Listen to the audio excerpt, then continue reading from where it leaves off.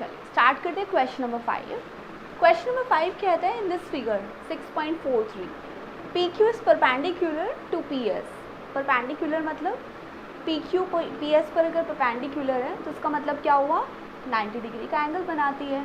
कैसे, ये P Q है और ये पी एस है, ऐसे है ना, ये पी क्यू है ये पी एस है। तो ये अगर परपेंडिकुलर है तो उसका मतलब अगर हम इनको ऐसे भी करते हैं तो ये पूरा जो एंगल बनेगा ये 90 डिग्री का बनेगा। यही होता है परपेंडिकुलर का मतलब। P Q and S R parallel है। पैरेलल का मतलब क्या होता है, उन दोनों के बीच का डिस्टेंस जो है ना वो इक्वल है। कहाँ पर है पी क्यू, ये वाली line P Q and S R, ये दोनों पैरेलल है। पैरेलल होने का मतलब इन दोनों लाइन्स के बीच का डिस्टेंस हमेशा इक्वल है। और पैरेलल के तो हमें एंगल्स भी पता है, कौन कौन से एंगल्स होते हैं, ऑल्टरनेट एंगल, कॉरेस्पॉन्डिंग एंगल्स, और भी कुछ थियरीज है उसकी, है ना। एस क्यू आर इक्वल है 28 डिग्री का। एस क्यू आर कौन सा एंगल है, एस क्यू आर, यानी एंगल किससे बनता है, मिडल पर यानी क्यू पर, यानी ये वाला जो एंगल है ये एस क्यू आर, ये एंगल है 28 डिग्री का।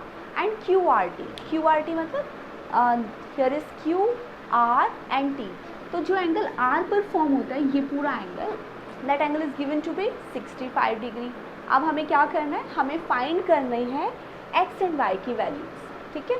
एक्स एंड वाई की वैल्यूज़ निकालने के लिए बहुत सारी चीज़ें गिवन है। एक काम करते हैं, जल्दी से हम मेंशन करते हैं हमारा गिवन एंड टू प्रूव, ठीक है।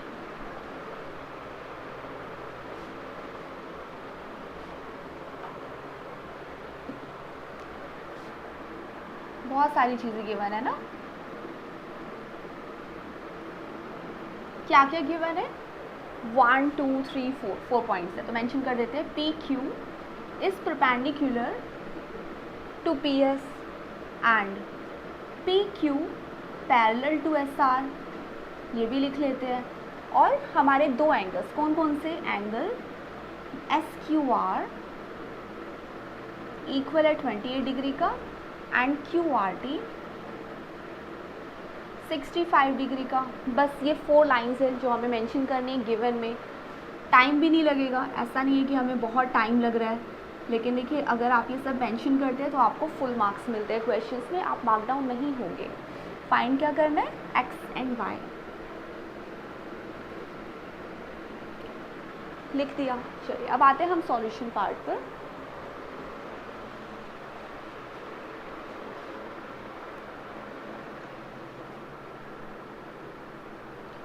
सॉल्यूशन देखते हैं हमें क्या करना है। एक्स एंड वाई फाइंड करने के लिए हमें जो जो डेटा गिवन है ना हम उसको एनालाइज करते हैं। जैसे कि अगर पी क्यू और पी एस परपेंडिकुलर है तो ये तो समझ आ गया, ये वाला एंगल 90 डिग्री का है, ये बॉक्स हमें बता रहा है कि एंगल 90 डिग्री का है, राइट। और क्या क्या हमें पता है, एस क्यू आर 28 डिग्री का, अंदर का एक एंगल पता है और एक एंगल हमें बाहर का पता है। अगर एंगल बाहर का हमें पता होता है तो कोई थ्योरम हमें याद आ रही है, इसे एक साइज़ की थ्योरम है। क्या कहती है वो थ्योरम, वो थ्योरम कहती है कि अगर हमारे पास दो इंटीरियर एंगल है और ऑपोजिट एक्सटीरियर एंगल जो होता है वो उन दोनों ऑपोजिट इंटीरियर एंगल के सम के बराबर होता है। कैसे, देखिए ये वाला एंगल प्लस ये वाला एंगल, ये एंगल कितना है 28 डिग्री का, ये 28 डिग्री का एंगल है। मान लेते हैं इसे एंगल नंबर 1 हमने कह दिया, चलिए इसको एंगल 1 कह देते हैं, ठीक है। ये जो एंगल 1 है ये और ये इन दोनों का सम, एंगल 1 प्लस 28, मैं सीधा 28 ही लिख देती हूँ, 28, इन दोनों का सम इक्वल होता है इस पार्ट के यानी कि 65 डिग्री के। ये कौन सी प्रॉपर्टी है, ये हमारी एक्सटीरियर एंगल प्रॉपर्टी है ना, तो यहाँ पर मेंशन कर देते हैं बाय एक्सटीरियर एंगल प्रॉपर्टी। और आपको ये भी मेंशन करना है कि ये थ्योरम आपने किस पार्ट में लगाई है, हमने इस ट्रायंगल में लगाई है, क्योंकि ट्रायंगल की प्रॉपर्टी है तो मेंशन करना ज़रूरी है। तो आप यहाँ लिखिए इन ट्रायंगल, कौन सी ट्रायंगल, एस क्यू आर, हमने इस ट्रायंगल में लगाई है, हमने ट्रायंगल बना के दिखा दी है। एंगल 1 प्लस 28 इक्वल 65 डिग्री, तो एंगल 1 कैसे निकलेगा, एंगल 1 निकलेगा 65 माइनस 28, तो देखिए हमें एंगल 1 तो समझ आ गया, यहाँ बचा 5 3 37 डिग्री का, ये वाला एंगल आ गया 37 डिग्री का। अब हम क्या कर सकते हैं, अब एक काम ये कर सकते हैं, हमें ना ये पैरेलल लाइंस गिवन थी, पैरेलल लाइंस का कुछ कॉन्सेप्ट याद है, कौन सी लाइन पैरेलल थी, ऐसे और ऐसे, है ना। और अगर ट्रांसवर्सल लाइन को हम ऑब्जर्व करें, ये वाली ट्रांसवर्सल लाइन जो यहाँ पर Q नाम से है और यहाँ पर है S, अगर ये एंगल हमें पता है कि 37 डिग्री का है, तो ये एंगल कितने डिग्री का होगा, हम कुछ इमेजिन कर पा रहे हैं कौन से एंगल्स होते हैं, ये ऑल्टरनेट एंगल्स होते हैं, है ना। तो ये वाला एंगल अगर हमें मिल गया 37 डिग्री का, जिसको हमने एंगल 1 कहा था, तो हमें मिल गया कि एंगल ये जो x है ना, ये कितने डिग्री का होगा, तो x भी हो जाएगा 37 डिग्री का।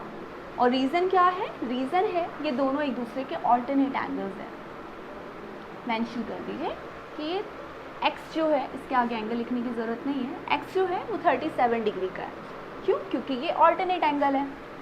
अब फिर से आते हैं, अब इस ट्रायंगल में हमें क्या क्या चीज़ें पता चल चुकी हैं। कौन सी ट्रायंगल, हमारी जो ये ट्रायंगल है जिसमें ये वाला एंगल है x यानी 37 डिग्री का, राइट। ये वाला एंगल हमें नहीं पता, ये एंगल पता है कि ये भी 90 डिग्री का एंगल है। तो क्या अब हम यहाँ से कैलकुलेट कर सकते हैं कि ये वाला एंगल कितने डिग्री का होगा, ये वाला एंगल कैसे कैलकुलेट होगा, क्या प्रॉपर्टी लग सकती है, यस, एंगल सम प्रॉपर्टी, ऐसे ही बताते रहिए।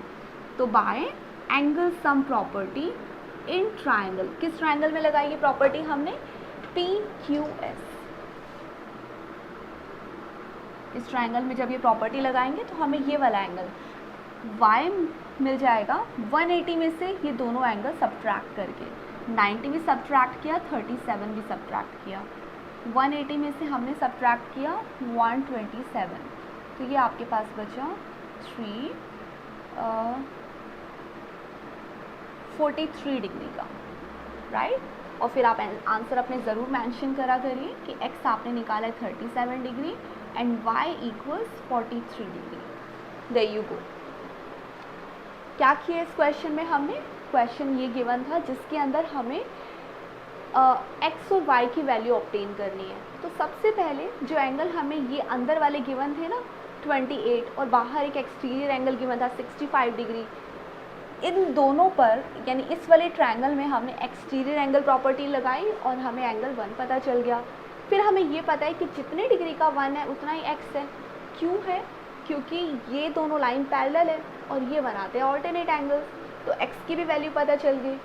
अब इस ट्रायंगल में फिर से अगर आप एंगल सम प्रॉपर्टी लगाएंगे जिसमें ये x आपको ऑलरेडी पता है और ये भी पता है कि 90 डिग्री है, तो थर्ड एंगल निकालने के लिए आप 180 में से दोनों एंगल सब्ट्रैक्ट कर देंगे। इतना इजी है ना क्वेश्चन, स्क्रीनशॉट लीजिए जल्दी से।